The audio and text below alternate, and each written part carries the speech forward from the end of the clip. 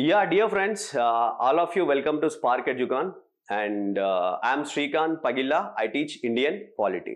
Usually మనం ఏం చేస్తామంటే లక్ష్మీకాంత్ పాలిటీ బుక్ని టీచ్ చేయడం జరుగుతుందండి. దాంట్లో భాగంగా మన ఎవ్రీడే క్లాస్కి వచ్చే మన లైవ్ లెర్నర్స్ ఉన్నారు ఇక్కడ. లైక్ మేడం జ్యోతి మేడం కావచ్చు, అండ్ గౌతమి గారు కావచ్చు, అండ్ ఇంకొక జ్యోతి మేడం ఉన్నారు.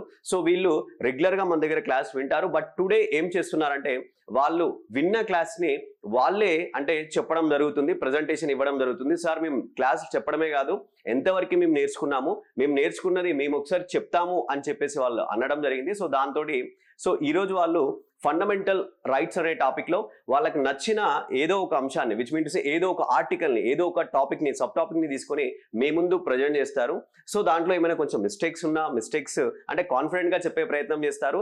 If there is any mistakes, no problem, because they are the learners. So కాబట్టి they need your support. And మీరు కూడా ఇలా ప్రాక్టీస్ చేస్తే పాలిటీలో ఇంకా మంచిగా, నాట్ ఓన్లీ పాలిటీ, ఎనీ సబ్జెక్ట్లో కూడా ప్రాక్టీస్ అనేది చాలా important.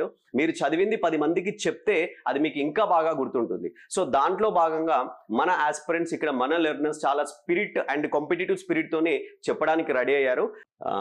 Gautami ma'am, are you ready? Okay, sir. Yeah. Okay, good evening. Good evening to everyone. My name is Bhai Gautami. Today I feel very happy to be here. So amongst you all, this greatness belongs to you only Spark Educon app. So without the sir, we can't interact with you. By the help of sir only, we can learn this subject. I am very fresher, very initial. So I recently started only 2 to 3 days only. But by the inspiration of Srikanth sir only, I can deliver my words in front of you. So my name is Bhai Gautami. Today I would like to start a simple topic in polity. So that is a very important topic. The topic name is fundamental rights. The fundamental rights we have received from the USA Constitution in the part of part 3. So part 3 ni మన India constitution లో Magna కార్టా అని కూడా పిలుస్తారు. So మనకి 12 to 35 వరకు articles అన్ని కూడా దేని గురించి డిస్కస్ చేస్తాయంటే ఫండమెంటల్ రైట్స్ గురించి డిస్కస్ చేస్తాయి. సో ఎందుకు మేము ఫండమెంటల్ రైట్స్ అంటున్నాము అంటే because of reason. So every citizen must and should enjoy their benefits.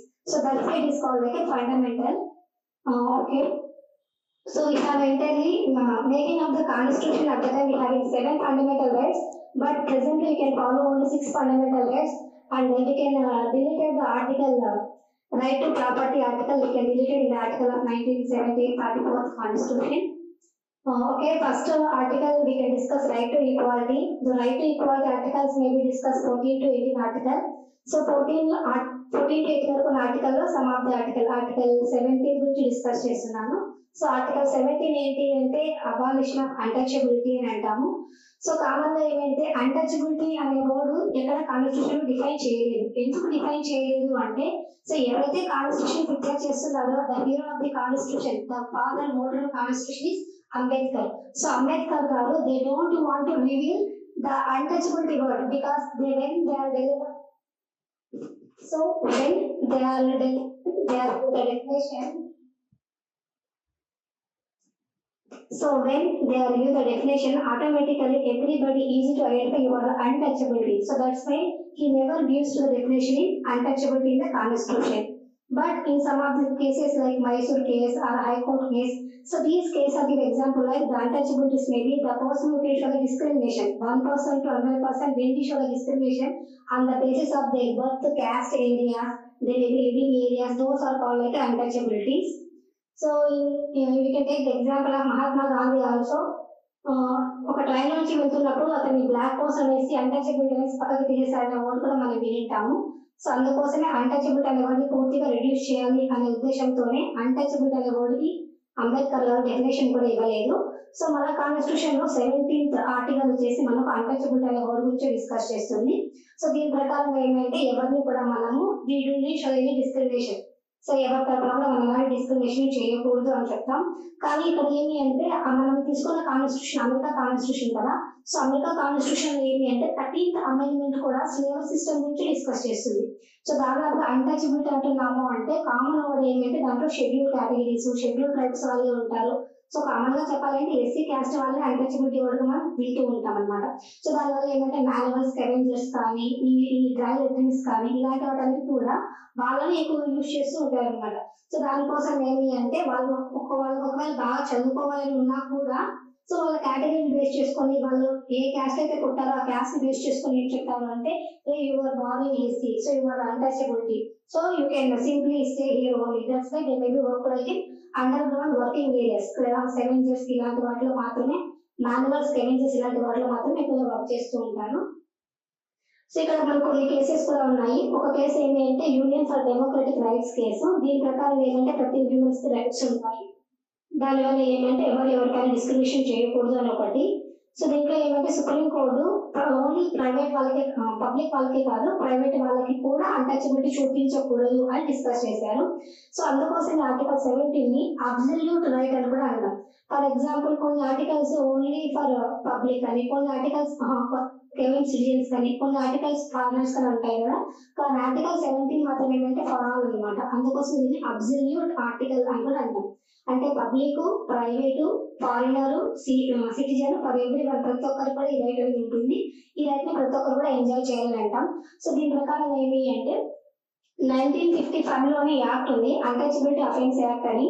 So untouchability అనే వర్డ్ ఉండకూడదనే ఉద్దేశంతో 1976 లో మళ్ళీ అమెండ్ చేశారు. అమెండ్ చేసిన యాక్ట్ పేరు ఎలా పిలుస్తామంటే protection of civil rights act 1976 అని పిలుస్తాము. సో ఎందుకు అంటే అన్టచబిలిటీ అనే వర్డ్ వినడానికి కూడా ఉండకూడదు అనే ఉద్దేశంతో ఈ ఆర్టికల్ అమెండ్మెంట్ చేయడం జరిగింది. సో దీంట్లో మనం 15 ఆర్టికల్ కూడా వినొచ్చు. ఎలా అంటే 15(2) అనే ఒక ఆర్టికల్ ఉంది కదా మనకు. దాని ప్రకారం ఏమంటే యాక్సెస్ అని, యూజ్ అని కొన్ని పాయింట్స్ ఉన్నాయి అనమాట. అలా చూసినప్పుడు ఏమవుతుంది అంటే యాక్సెసిబిలిటీ అంటే అన్టచబిలిటీ ఉన్న వాళ్ళకు కూడా యాక్సెసిబిలిటీ, పబ్లిక్ ప్లేసెస్ లో రావడానికి కానీ, పబ్లిక్ ప్రాపర్టీ ఎంజాయ్ చేయడానికి కానీ ఇలాంటి అన్ని రైట్స్ ఉంటాయి అనమాట. తర్వాత యూజ్ చేసే రైట్స్ కూడా అనమాట. పబ్లిక్ యూజ్ చేసే టాయిలెట్ కానీ, సినిమా హౌస్ కానీ, టెంపుల్ ఎంట్రీ కానీ ఇలాంటివన్నీ వాళ్ళకు కూడా ఉంటాయనేసి 15 ఆర్టికల్ కూడా మనకు ఆర్టికల్ 17 లో వస్తుంది అనమాట. అంటే రైట్ టు ఈక్వాలిటీ అనుకున్నప్పుడు 15 ఆర్టికల్ కూడా మనకు 17 లో ఒక చిన్న పాటగా టచ్ అవుతుంది అని చెప్తాము. సో దీనికోసం ఏమి అంటే సుప్రీం కోర్టు కొన్ని స్కీమ్స్ ఇచ్చింది అనమాట. దాంట్లో కొన్ని పాయింట్స్ ఉన్నాయి. సో ఫస్ట్ వన్ ఏమి అంటే ఎవరైతే మాన్యువల్ స్కెవెంజర్స్ వర్క్ చేస్తూ ఉంటారో వాళ్ళ చిల్డ్రన్ కావాల్సిన కేర్ గవర్నమెంట్ తీసుకోవాలి అని ఒకటి.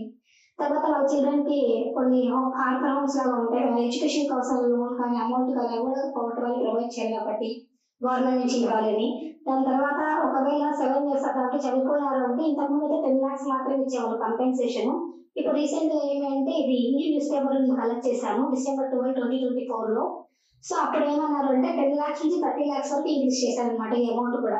సో ఈ విధంగా చేయడం వల్ల ఏమవుతుంది అంటే they maybe increase the level of standard of living అనమాట.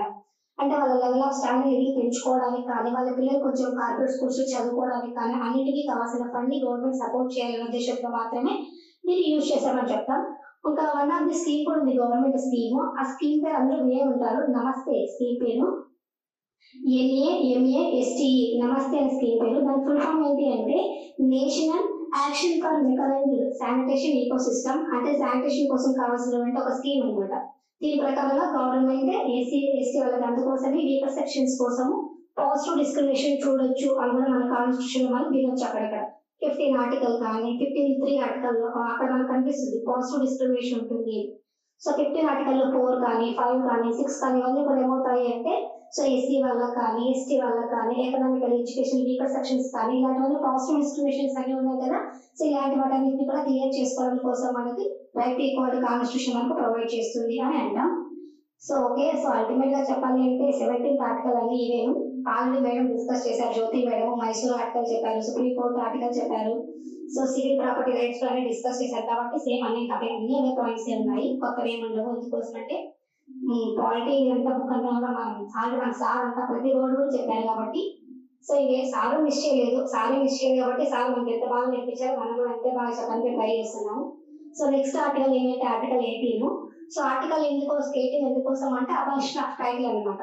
సో ఇంతకు ముందు ఏమి అంటే for the showing of discrimination, ఏ వాడు కింగ్ రా, ఏ వీడి క్వీన్ రా, సో వీడు ఎమ్మెల్యే వీడు ఎంపీ, ఇలా మనకు కొన్ని వేరియేషన్స్ అనేవి ఉన్నాయి కదా. అలాంటివి ఏమి ఉండకూడదు దాని కోసం ఏమంటే రైట్ ఈక్వాలిటీ మెయింటైన్ చేయడం కోసం అబాలిషన్ ఆఫ్ టైటిల్స్ అనేవి ఇచ్చారనమాట. సో దానికోసం ఏమంటే సార్ బహదూరని కానీ, మహారాజాని కానీ, కింగ్ అని కానీ, క్వీన్ అని కానీ ఇలాంటి వర్డ్స్ అన్ని ఇప్పుడు ఏమంటే బ్యాన్ చేశారు. ఆర్టికల్ 18 ప్రకారం ఈ ఆర్టికల్ 18 కూడా బ్యాన్ చేయడం జరిగింది. సో ఆర్టికల్ 18 లో మనకు 4 ప్రొవిజన్స్ ఉన్నాయి. సో ఫస్ట్ ప్రొవిజన్ అంతా కూడా ఏమంటే షుడ్ నాట్ రిసీవ్ టైటిల్స్, ఎవరు కూడా టైటిల్స్ ని తీసుకోకూడదు గవర్నమెంట్ నుంచి ఒకటి. ఒకవేళ తీసుకున్నాము అంటే for the excellence of the performance, వాళ్ళ ఎడ్యుకేషన్ బాగా చదువుకుంటే వాళ్ళ అకాడమిక్ ఇచ్చే అవార్డ్స్ కానీ, ఫర్ ఎగ్జాంపుల్ PhD చేశారు డాక్టర్ అవార్డు ఇవ్వడం కానీ, లేకుంటే సైన్స్ ఆర్మీలో ఉన్నారు కళ్యాణ్ అవార్డు ఇవ్వడం కానీ, కల్నల్ అవార్డు ఇవ్వడం కానీ, లేకుంటే డాక్టర్ ప్రొఫెషన్ లో ఉన్నారు డాక్టర్ చెప్పడం కానీ, కలెక్టర్ ప్రొఫెషన్ లో కలెక్టర్ చెప్పడం కానీ, ఇలాంటి ప్రొఫెషన్స్ ని for their performance of excellence పిలుస్తున్నాం కాబట్టి అలాంటి వాటిని టైటిల్స్ గా తీసుకోకూడదు అని మాత్రం చెప్పచ్చు. ఇంకా సెకండ్ ఏంటంటే ఫారినర్స్ కూడా ఇచ్చే టైటిల్స్ మనం తీసుకోకూడదు అని. ఇంకా థర్డ్ ఫోర్త్ రెండు సిమిలర్ గానే ఉంటాయి. థర్డ్ ఏంటంటే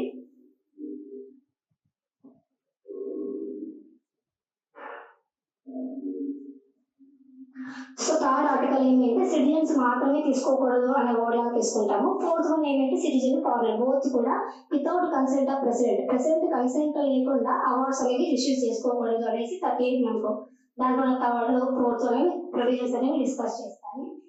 సో వాటితో పాటు ఇంకా కొన్ని ఆర్టికల్స్ డిస్కస్ చేస్తాను. 18 ఆర్టికల్ 4 ప్రొవిజన్స్ అయినా కూడా అర్థమైంది కదా. అంటే టైటిల్స్ తీసుకోకూడదు, ఒకవేళ ఇచ్చినా కూడా ఎలా ఉండాలి అంటే for their excellence of performance education అయినా ఉండాలి, లేదు అంటే వాళ్ళ ఎక్సలెన్స్ కోసం ఇచ్చిన అవార్డ్స్ అయినా ఉండాలి అని. తర్వాత సెకండ్ ఏమంటే సిటిజన్స్ అనేవాళ్ళు ఫారినర్స్ నుంచి కూడా తీసుకోకూడదు అని. Third fourth office of profit కానీ థర్డ్ అయితే సిటిజన్స్ మాత్రం ఫారినర్స్ మాత్రమే వస్తారు. అదే ఫోర్త్ అన్నాము అంటే సిటిజన్ ఫారినర్ బోత్ వస్తారు అన్నమాట ఆఫీస్ ఆఫ్ ప్రాఫిట్. ఒకవేళ మనం ఏమైనా తీసుకోవాలనుకుంటే with the consent of president అని అన్నాను. సరే ఇప్పుడు నాకు ఒక డౌట్ వచ్చింది, ఒకవేళ ప్రెసిడెంట్ కి ఏమని ప్రెసిడెంట్ ఎవరితో కన్సెంట్ తీసుకుంటారు కదా, నాకు కూడా అనిపించింది ఎవరికి తీసుకుంటారు అనేసి. వాళ్ళు ఇది ఇంకోసారి సార్ అడిగి డిస్కస్ చేద్దాము. సో జనరల్ గా ఏమి అంటే ఎవరికైనా రాలేదు అంటే ప్రెసిడెంట్ కన్సెంట్ తో తీసుకోవచ్చని అన్నారు. ఒకవేళ ప్రెసిడెంట్ కి వేరే గవర్నమెంట్ ఇస్తే కదా, ఇది మళ్ళీ మనం టుమారో క్లాస్ సార్ తో కొంచెం ఎక్కువ టైంలో బాగా డిస్కస్ చేద్దాము. సార్ ఎస్కల్ ఇసుకోరు, మనం ఎంత బాగా పెడితే అంత బాగా చెప్తారు కాబట్టి బైలింగ్వల్ సూపర్ స్టార్ అసలు క్వాలిటీకే, అటు తెలుగు ఇటు ఇంగ్లీష్ రెండు కూడా బాగా చెప్తారు. సో ఇప్పుడు మనం కొన్ని కేసెస్ డిస్కస్ చేద్దాం. ఫస్ట్ కేసు ఏంటి అంటే బాలాజీ రాఘవన్ కేసు. ఇది మనం లక్ష్మీకాంత్ బుక్ లో నుంచి తీసుకున్నాము 1995. సో దీని ప్రకారం ఏమంటే ఈ భారతరత్న కానీ పద్మశ్రీ కానీ అలాంటి అవార్డ్స్ అన్ని కూడా బై ఎక్సలెంట్ ఇస్తాం కానీ అవేమి టైటిల్స్ గా తీసుకోకూడదు, అవార్డ్స్ గా తీసుకోవచ్చు అనే వర్డ్ ఉంది. దానికి ప్రిఫిక్స్ కానీ సబ్జెక్ట్స్ కానీ యూజ్ చేయకూడదు అని. ఫర్ ఎగ్జాంపుల్ గౌతమి అని నాతో ఒక పద్మశ్రీ వచ్చేసింది. సో పద్మశ్రీ గౌతమి అని ముందు వేసుకోకూడదు, గౌతమి పద్మశ్రీ అని బ్యాక్ సైడ్ కూడా వేసుకోకూడదు. ప్రిఫిక్స్ లేదు సఫిక్స్ లేదు, జస్ట్ దాని ఒక సర్టిఫికెట్ గా మాత్రం యూజ్ చేసుకోవాలి. ఇది ఒకటి అనమాట. తర్వాత ఇలాంటిది ఇంకొక కేసు ఉంది, నేను మర్చిపోయాను. సో దాంట్లో ఏమంటే సీనియర్ జూనియర్ ఒక కేసు ఉంటుంది అనమాట. దాంట్లో కూడా అంతే సీనియర్ జూనియర్ ఇది కూడా ఒక టైటిలే కదా, ఎందుకు యూజ్ చేస్తున్నారు అనేసి అన్నారు. సో దాంట్లో అప్పుడు ఏమైతే సీనియర్ జూనియర్ అనేది by the work level of years of experience వల్ల ఇచ్చామనేసి సుప్రీం కోర్టు తీర్పు ఇచ్చింది. సంథింగ్ ఏదో ఇది రాఘవన్ సంథింగ్ ఏదో మర్చిపోయాను ఇప్పుడైతే. దాని ప్రకారం నేషనల్ అవార్డ్స్ అని ఒక చిన్న టాపిక్ ఉంది దీంట్లోనే. సో నేషనల్ అవార్డ్స్ అనేవి మనకు ఈ 1954 నుంచి ఇస్తున్నారు. సో 1954 నుంచి ఇచ్చినప్పటికీ ఉన్నటువంటి మిడిల్ లో 1977 లో సడన్ గా మొరార్జీ దేశాయ్ గవర్నమెంట్ అనేది ఫామ్ లోకి వచ్చింది. So Morarji Desai government form లోకి వచ్చినప్పుడు ఏమైందంటే అల్టిమేట్ గా వాళ్ళు సో ఇప్పటి నుంచి మీకు ఏమి ఇవ్వము, బహదూర్ లేదు, అవార్డ్స్ లేవు, రివార్డ్స్ లేవు, భారతరత్న లేదు, పద్మశ్రీ లేదు, ఏం లేదు అన్ని స్టాప్ చేస్తారు. సో దాదాపుగా అట్లా ఒక 4 times బ్యాన్ చేయడం జరిగింది. ఆ ఇయర్స్ ఏవేవి అంటే 1978 ఒకటి, 79 ఒకటి, 93 ఒకటి, 97 ఒకటి. ఈ 4 years కూడా ఏమి అంటే ఎలాంటి అవార్డ్స్ కానీ టైటిల్స్ ఏమి లేకుండా బ్యాన్ చేయడం జరిగింది. దాని తర్వాత నెక్స్ట్ గవర్నమెంట్ ఇందిరాగాంధీ గవర్నమెంట్ వచ్చింది అనమాట. ఆ ఇందిరాగాంధీ గవర్నమెంట్ ఏంటంటే మళ్ళీ రివైవ్ చేశారు. అంటే ఇప్పటి నుంచి మేము మీ పర్ఫార్మెన్స్ ఎక్సలెన్స్ ఉంటే మీకు కావాల్సిన అవార్డ్స్ అని ఇస్తామని చెప్పారు. పద్మశ్రీ, ఈ పద్మ అవార్డు ఇలాంటివన్నీ, పద్మశ్రీ, పద్మ విభూషణ్ ఇవన్నీ ఎప్పుడు ఇస్తారు అంటే for the celebration on the occasion of republic day అనమాట. సో ఎవ్రీ రిపబ్లిక్ డే కి కామన్ గా జైల్లో వెళ్ళరు కదా, ఈ రోజు మీ మంచి ప్రవర్తన బాగా ఉంటే జైలు నుంచి రిలీజ్ చేస్తున్నాం వెళ్ళిపోండి అంటే చూస్తుంటాం కదా. సో అదే విధంగా ఇక్కడ అనమాట, ఇన్ని రోజులు మీరైతే మీరు బాగా చాలా కష్టపడండి, మీకు ఒక అవార్డు ఇచ్చేస్తున్నాం తీసుకొని పోండి అనేసి మనకు రిపబ్లిక్ డే ఇచ్చేస్తారు అనమాట. సో ఆ విధంగా మనకు అవార్డ్స్ అనేవి రిపబ్లిక్ డే ఇస్తారు పద్మశ్రీ పద్మ అవార్డు. తర్వాత ఏంటంటే దీనిలో కూడా కొన్ని రిస్ట్రిక్షన్స్ ఉన్నాయి. ఏవి అంటే మనం పద్మశ్రీ ఇవ్వాలి, పద్మ